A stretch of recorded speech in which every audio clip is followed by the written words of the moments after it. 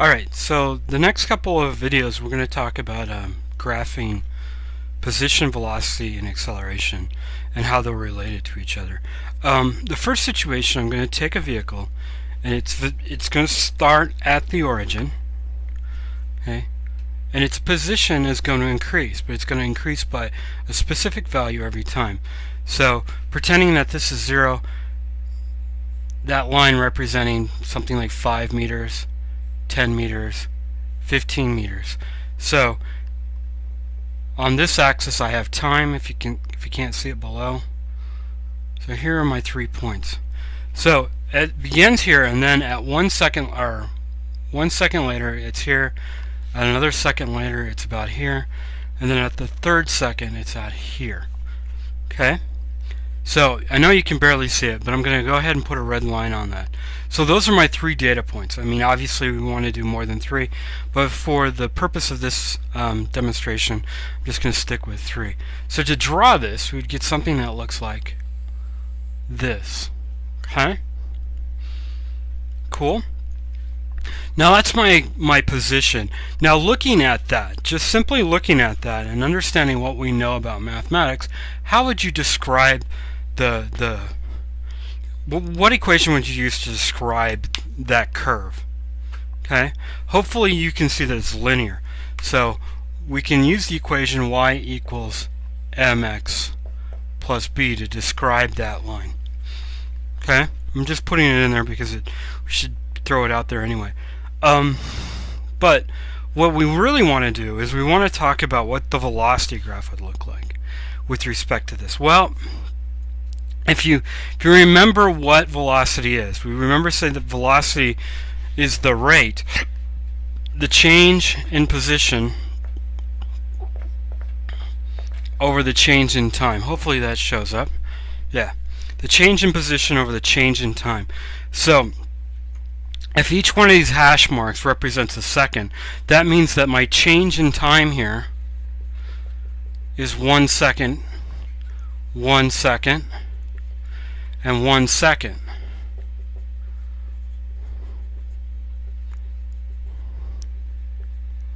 Okay? So how much does the position change in that given amount of time? Well, I had originally said that this is 5 meters, and then 10 meters, and then 15 meters.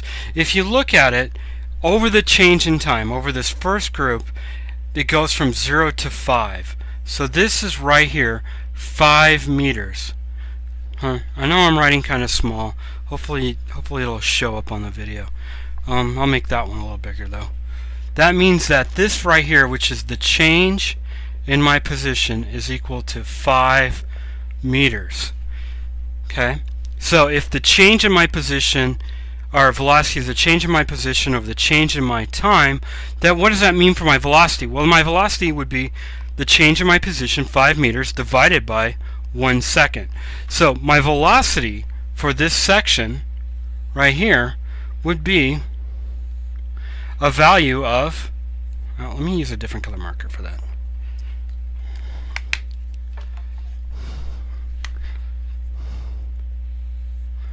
$5 meters per second. Okay, just going to say that this right here is 5 meters per second. Cool. So alright, looking at the second group, the change in my time is 1 second from here to here. How much does my position change? Well, my position changes by 5 meters. So here again, I get is 5 meters. If I want to think of it from here to here, my total change in my position is 10. My total change in my distance is 2. I'm still getting the exact same ratio. I'm still getting 10 over 2 is the same as 5 over 1. So I'm getting, once again, nothing different. It's staying constant. It's 5 meters per second.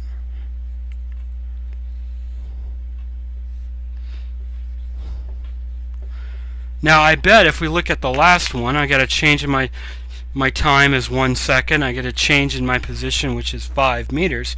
That means that 5 over 1 again, I'm getting the exact same thing. If you look over the entire motion, I get a change in my position of 3, a change in my time is 3 seconds, change in my position is 15, and 15 meters per 3 seconds, 5 meters per second, okay?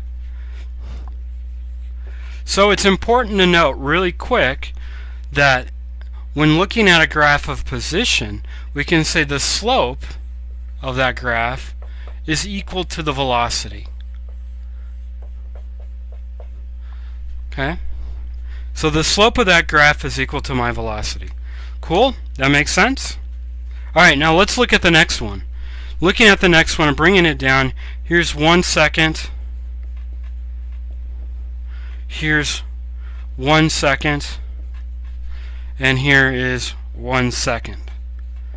Okay?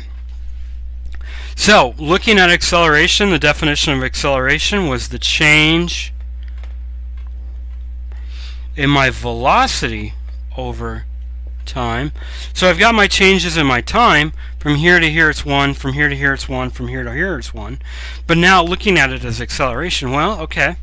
So I already got my changes in t, but what about my change in v? So how much does my velocity change from here to here?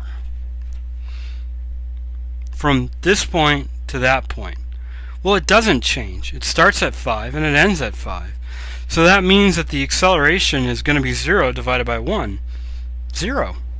So if I say that at this point I get a 0 meters per second. Should use a different color. Let me grab the green real quick.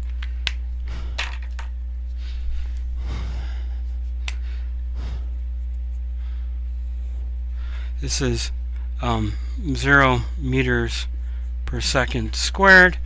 That from here to here, my acceleration stays at 0 meters seconds negative 2. From here to here, I get the exact same behavior. Get 0 meters per second squared. Here to here, 0 meters. Keep wanting to put that in there. Per second squared. Okay? So what we can say here is that the slope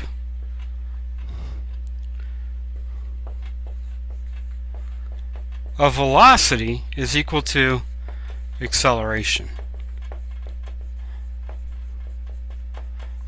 Okay? The slope of velocity is equal to acceleration. Well, that's pretty cool. Well, if I went back and I want to look at acceleration, I'm going to get 0 again. It turns out that the change in acceleration with respect to time is referred to as jerk.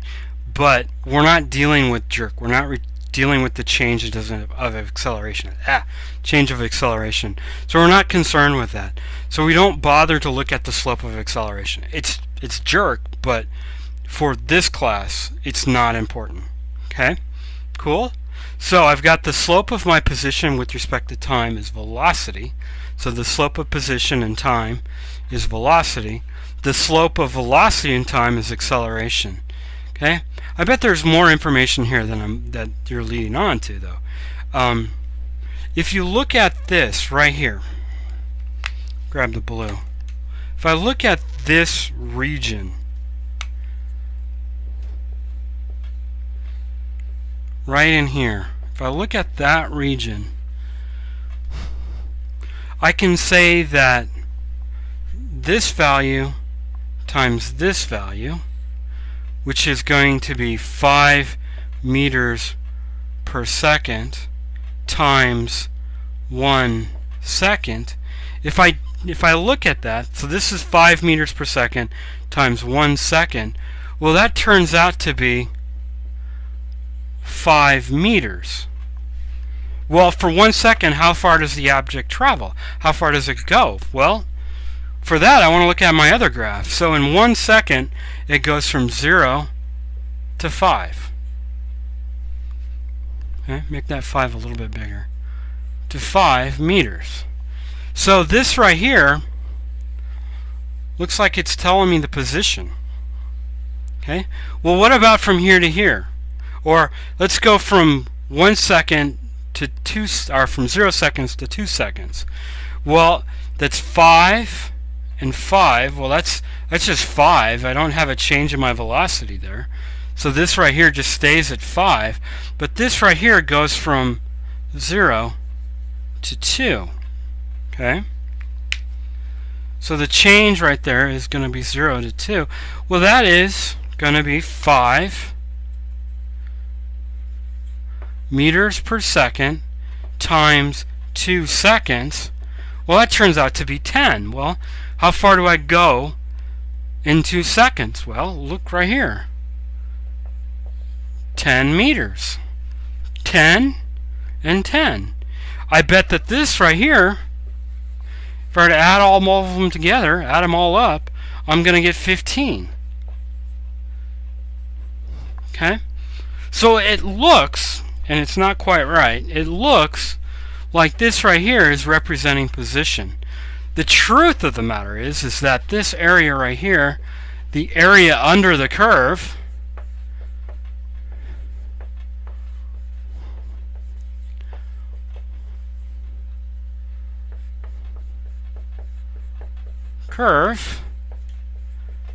is equal to displacement.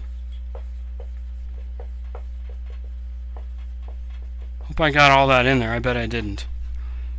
Yep, it's kind of garbled, but the area under this curve is equal to displacement. Okay? So when we are looking at the velocity graph, we can say the slope of the velocity graph is equal to the acceleration, but we can also say the slope, or the area underneath that curve, that line, is equal to the displacement. Now, why displacement and not position? Well, if I had shifted it up 5, so instead of